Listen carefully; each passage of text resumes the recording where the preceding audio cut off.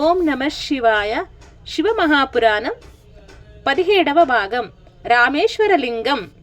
రామేశ్వరలింగం చాలా గొప్ప లింగం. మహాబల సంపన్నుడైన రావణాసురుని సంహారం అంత తేలికైనది కాదు.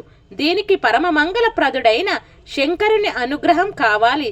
ఈశ్వరా, లంకాపట్టణమునందు ప్రవేశించి రావణుడే 10 తలలతో నా కంటపడిన ధర్మము తప్పనంత సంయమనంతో కూడిన బుద్ధి నాయందు ప్రచోదయమునని యుద్ధం జరుగుగాక అని శ్రీరాముడు శంకరుని ప్రార్థించాడు.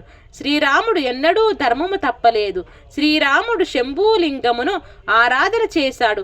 ఒక శివలింగమును పెట్టి దానిని ఆరాధన చేసి లేచి దాని ముందు నాట్యం చేశాడట. అనగా రామచంద్రమూర్తికి ఎన్ని విద్యలు వచ్చో అన్ని విద్యలతో శంకరుడు ప్రీతి చెందేటట్లుగా ప్రవర్తించాడు. తనకు ఏ విభూతి ఉంటే ఆ విభూతిని ఈశ్వర ప్రసాదం కొరకు వినియోగించాడు. స్వామిన్ శంభో మహాదేవ సర్వదా భక్తవత్సల పాహిమాం శరణాపన్నం తత్వక్తం దీనమానసం. ఈశ్వర, నేను నీ భక్తుడిని, దీనుడిని. ఎప్పుడైనా నా నుండి కోపం బయటకు రావచ్చు. బాహ్యమునందు గొప్ప బల పరాక్రమములు గల రావణాసురుని నేను నిగ్రహించాలి. మీరు శివుడు, మంగళప్రదుడు, నన్ను ఆశీర్వదించాలి, జయమును ఇవ్వాలి. కాబట్టి శంకరా, నన్ను అనుగ్రహించండి అన్నాడు. అనేసరికి శంకరుడు ప్రత్యక్షమై శ్రీరాముని చేత పూజలు అందుకున్నాడు. శ్రీరాముడు, నీవు ఇక్కడనే వసించు. ఇక్కడ వసించిన నిన్ను రామచంద్రమూర్తి చేత ప్రతిష్ఠించబడిన లింగం అని పేరుతో లోకమంతా నిన్ను ఆరాధన చేస్తుంది అన్నాడు. శివుడే ఇప్పుడు శ్రీరాముడిగా వెళుతున్నాడు. శివస్య హృదయం విష్ణుః విష్ణుశ్చ హృదయం శివాః. లంకకు వెడుతున్న శ్రీరామునికి పరమశివుని ఆశీర్వచనం కలిగింది. నీవు జయమును పొందుతావు అని పరమశివుడు ఆశీర్వదించాడు. ఇప్పుడు ఆయన రామచంద్రమూర్తి కోరిక మేరకు ఒక శివలింగంగా కూడా ఆవిర్భవించాడు. రావణుని సంహరించి తిరిగి పుష్పక విమానంలో రామచంద్రమూర్తి సీతమ్మ తల్లితో కలిసి వెళుతూ కిందకి చూపించాడు. సీత, ఇదిగో సేతువు, అదిగో అక్కడే నాకు మహాదేవుడు సాక్షాత్కరించి నన్ను అనుగ్రహించాడు అని చెప్పాడు. రామాయణంలో యుద్ధకాండంలోని శ్లోకములలో ఈ పాదం ఉంది.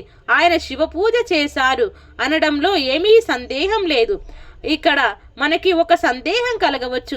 సముద్రం దాటే ముందు రామచంద్రమూర్తి పూజ చేసిన సందర్భంలో శివలింగం ఆవిర్భవించింది అని చెప్పుకున్నాం. కానీ ఈవేళ రామేశ్వరం దీని అందున శివలింగము రామచంద్రమూర్తి స్థాపన లింగంగా పూజ చేస్తున్నాం. రెండు ఒకటేనా?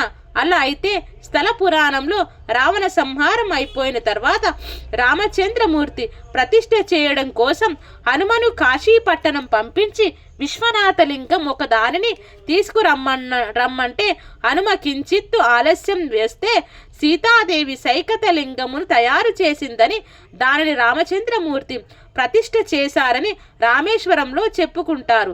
పైగా అక్కడ సరస్వతీదేవి, సావిత్రి బావి, గాయత్రి బావి మున్నగు బావులు ఉన్నాయి. ఈ 2 శివలింగములు ఒకటేనా?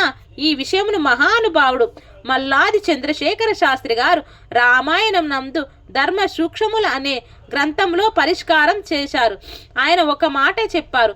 కర్మ పురాణంలోంచి ఒక విషయమును ప్రతిపాదన చేస్తూ యావస్సేతు తాపక్ష కాశ్యంత యంత్రాతి రోహితాహ. నేను తిరోహితుడనై ఉంటాను, అందరికీ నేను కనబడకుండా ఉంటాను అని శంకరుడు అన్నాడు. కనపడకుండా ఉన్నాడు కాబట్టి రామచంద్రమూర్తి చేత ప్రతిష్ఠించబడి రామచంద్రమూర్తి చేత పూజలందుకున్న శంకరుడు సముద్రమునకు ఆవలి ఒడ్డున సాక్షాత్కరించాడు అని మీరు ఒక నమస్కారం చేసి ద్వీపంలోకి వెడితే అక్కడ రామేశ్వర క్షేత్రంలో ఉన్న శివలింగం సీతమ్మ తల్లి చేతులతో పోగు చేయబడిన మట్టితో ఏర్పడిన శివలింగ ప్రదర్శనం అవుతుంది. వ్యాసుడు స్కంద పురాణంలో నాగరఖండమునందు ఈ శివలింగం ప్రతిష్ఠితం చేయబడడం యథార్థమే అని చెప్పి ఉన్నాడు.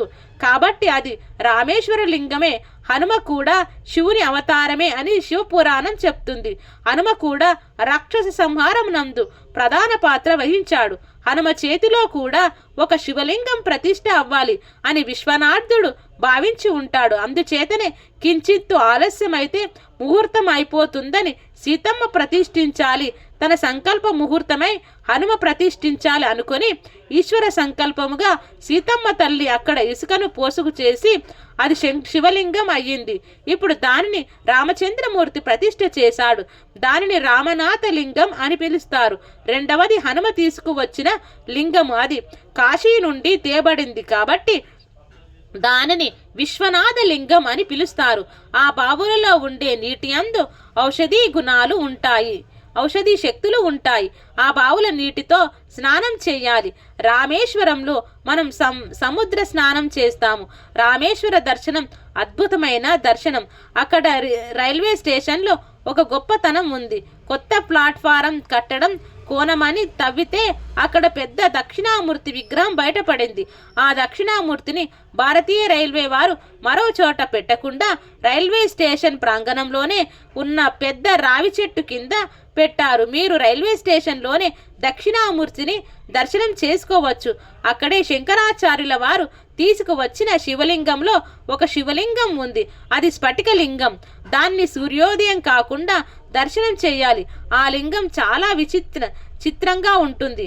అటువంటి స్ఫటికలింగం మరొకటి శ్రీకాళహస్తిలో ఉంది. కానీ అక్కడ విన్యాసములేవి కనపడవు.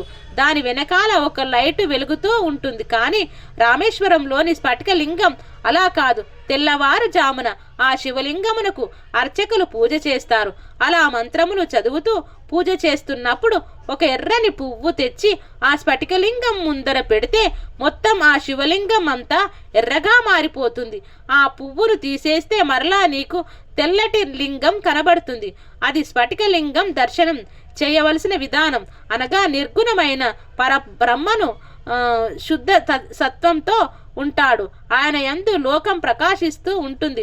ఎవరైనా ఈ రామేశ్వర లింగం దగ్గరకు వెళ్ళి కాశీపట్టణంలో ఉన్న గంగను తీసుకువెళ్ళి ఆ రామేశ్వర లింగమును గంగాధారలతో అభిషేకిస్తే అలా అభిషేకం చేసిన వాడు కైలాసమును చేరుకుంటున్నాడు.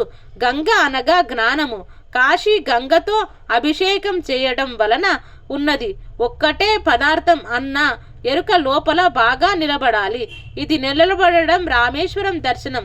ఇది చేసిన వాడు సంసార సముద్రమును దాటి ఈశ్వరుని పొందుతున్నాడు. కాబట్టి అటువంటి స్థితిని పొందటానికి పరమయోగ్యమైన క్షేత్రం రామేశ్వర క్షేత్రం.